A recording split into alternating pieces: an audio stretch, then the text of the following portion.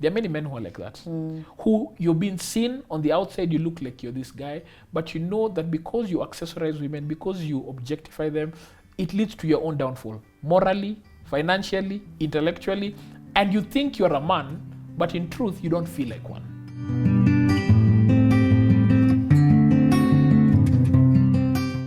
My name is Angie Murenga. You're watching Just Angie. It's another Thursday where we discuss all things lifestyle. I'm doing part 3 of a series that I'm doing with Ernest Wamboye, who runs the relationship center with his wife Waturi.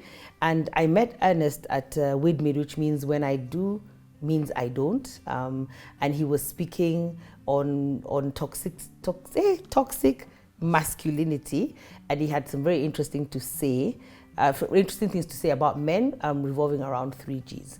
So I want you to talk about the W's and the G's, yes, concerning men and relationships. Yes. Maybe you can remember your title. I can't remember. Yes. But don't give away everything. All right. Because I really feel that this is a book you need to write. Yes. By the way, don't write the book. Don't write the book. Don't write the book. After you hear this, don't write the book. Maybe we'll miss out 1 W or 1 G. But don't write the book. But let's hear from Ernest. Yeah. So part of for the G's for the men is in our current book, but we'll expand it in a future book. Okay. Yeah. So what's your current book in basics? Basics. It's Okay. in basics, all right? So we're talking about toxic masculinity. Toxic masculinity. So let's start with the 3 Gs, all right? I'm talking about how the culture identifies men, or how the culture defines men. And the 3 Gs are girls, gold, and glory. And we say in these 3 Gs, the world tells the men that if you have these 3 Gs, then you're man enough. Okay, so let's start with the first one, girls. The world tells men you are a man when you can attain and retain female attention. Wow. And not attain and retain female attention because you've got something intellectual to say, but simply because there's something sexual about them, or you're attracting them based on something sexual about you, right? So you're able to attract women so that you can use them as sexual accessories. You may not necessarily even be sleeping around with them, but you just want to be seen with them, all right? And men feel good when they're around attractive women, when they're around well-dressed women who are looking good. They want to be associated with that, all right? And it's fed through our social media. You see how many men want to take selfies and photos with women. In our music videos. Because I'm always wondering, these music videos are even worried. All the men are clothed, all the women are naked. So it shocks me. Even awards, like there's an awards night, and people are coming to say who the winner is. The man is fully. And that story, I need it's fully clothed. And the women have patches of skin. Exactly. And so you're told that this is the woman that you should have. Really? And so you are trying to attract that woman so you can be seen. I mean, you look at the music videos, you see a man in a pool with all these women, and they all want him. And so you've been told a true man is desired by all these women. True man, the women are flocking. And they're not just, you look at the women and not all women look like that. There are women who are gotten from the gym and all this. And so men think that this is how women should be around me. This is how women should quote unquote submit to and me. Also they become an object then. Yeah. And this starts from high school. I remember when I was in high school, we'd go for the funkies. And it would be a challenge that when you come back for the funky, you must have talked to a girl. If you don't talk to a girl, there's something wrong with you. You're called a breezer. A breezer is this guy when amesimama tu hapo, he's been beaten by the wind. Well, there's so many females around him and he can't talk to any of them. Wow. All right? And so if you went for a funky and you were spotted alone or not talking to a guy, you are in danger. Because not talking to a girl, sorry. You'd be in danger. You'd be the laughing stock of that entire week. Right? And so I remember in several funkies where I was just desperate to just find a girl. And I remember one particular one, it was the Dettol hat run. So I met this girl. And then the funky was just happening right outside our school because we were going for the hat run and our school was just on the fence. And as we passed by there, it was break time. So everyone is outside. And I'm thinking, I need to get a girl. So I get this girl. She's interested. And I'm thinking she's not feigning interest. She looks like she's genuinely interested. And we start talking. And as we pass outside the gate, I can hear the boys cheering. We say, and there's this upsurge of boldness, and I'm feeling like, yeah, I'm with her. Can you see me with her? And basically, I've just turned into an accessory. Oh my God. Right? And they're cheering me, and I'm feeling, yeah, I'm man enough because I'm seen with these women.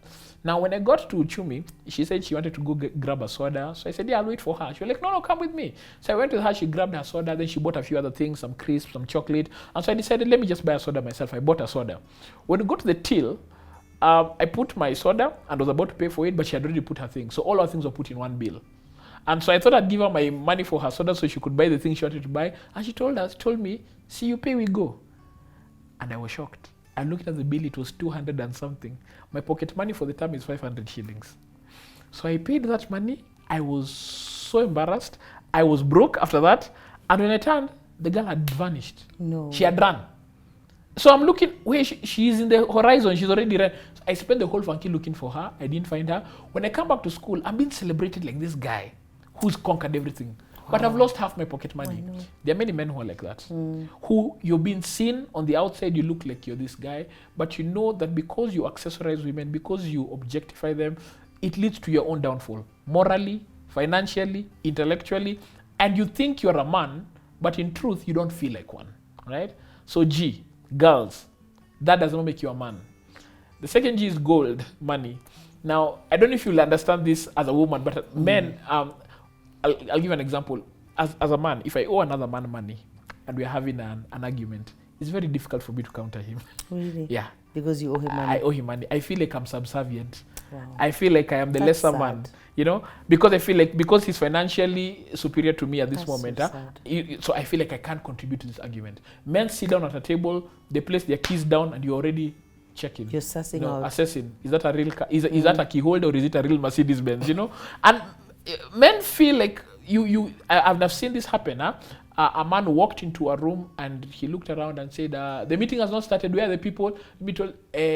We are the people, by the way. But we may have walked to the meeting. Kuna people. Exactly. So you're not people unless you drove in. Yeah. Wow. And so there's a sense of feeling like because someone else is financially superior to you, you are not man enough. And so men get this idea that in order even for them to attract women, they feel like I need to get all this money.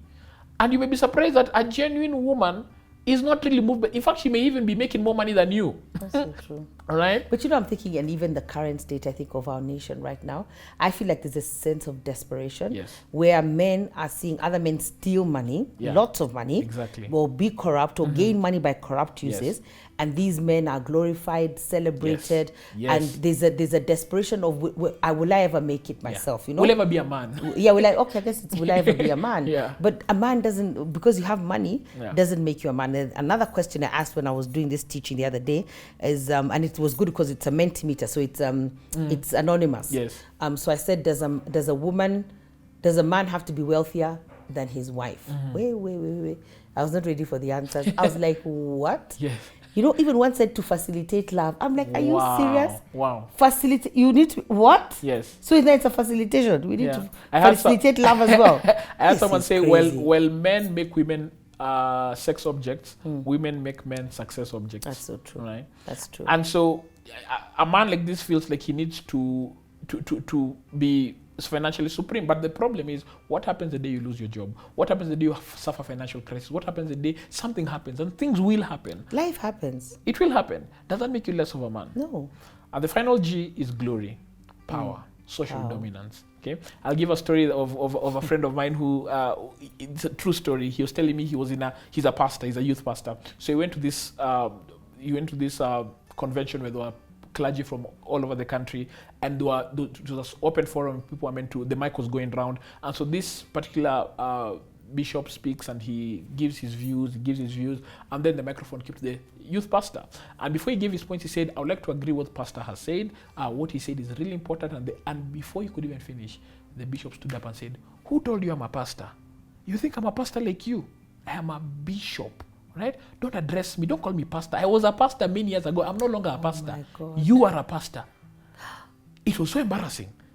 This is at a clergy fellowship. And that man is basically feeling, you're taking away my masculinity. You're taking away my identity. The social dominance that I have taken time to become a bishop. It's taken me years. So by the time I've gathered all this clout, all this effort from an intern to an assistant to a pastor, and now I am now a bishop.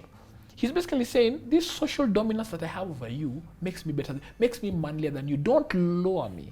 And there are many men who've got their identity in their titles, in who society says what they do.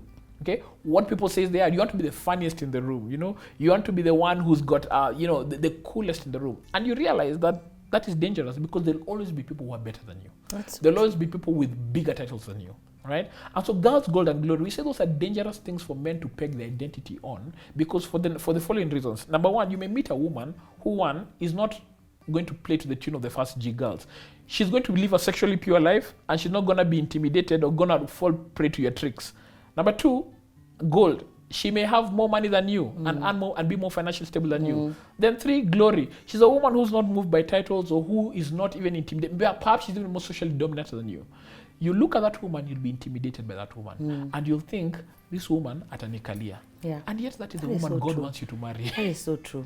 That is a woman who will actually further your cause. But because your identity is pegged on something fickle, your identity is equally fickle.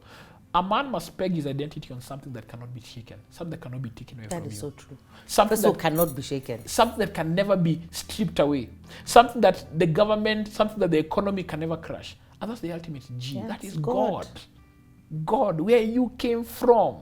That whether the economy is up or down, that whether your economy is up or down. Yes. Whether you have a job, exactly. Whatever you're doing. Whatever the circumstances, that there is a masculinity definition about you that is constant. It is not moved. And that must be God. And so we tell men, you must come to a point of brokenness before the G of the G, the God of the gospel. Okay? Go before him. He puts his cross before you and he says, I am the ultimate man. By submitting to the ultimate man, you start to become man enough. That's true. And I'm feeling the word anchored. You know, you've got to anchor yourself in God. Exactly. So that he gives you a definition. He gives you identity. He gives you the right woman. And he gives you, what was the other one? G, girls, glory. Gold. And resources. He gives you the right resources. Yes. And then I think we have to reach in a place, especially I think on this African continent, where we are content with what we have. Yes. We're not always trying to get more, because even why do you want more? Yes. That's a question I've been asking myself. Why do you want what you want? Yes. Is there a reason for why you want what you want? Yeah. And maybe is it to show off? Is it to keep up with people? Is it to show them? Yeah. Because then you find there are other people who have lots of money and lots of wealth but are living a very simple life. And the book of James says in James 4:3 that you have not because you ask not, and even when you ask, you don't have because you ask to spend on your pleasures. Yes, motive. Wrong motive. Yeah. So why is God giving it to you? Exactly. What's the motive? Yeah. So I think that's very powerful. Yeah. And when we come back, we'll do one final one on the women, because I love the women's. Yes. There are 4 W's. So I hope you're learning a lot, and I hope you're enjoying the series. We'll see you next Thursday when we talk about the 4 W's concerning women. See you on Thursday.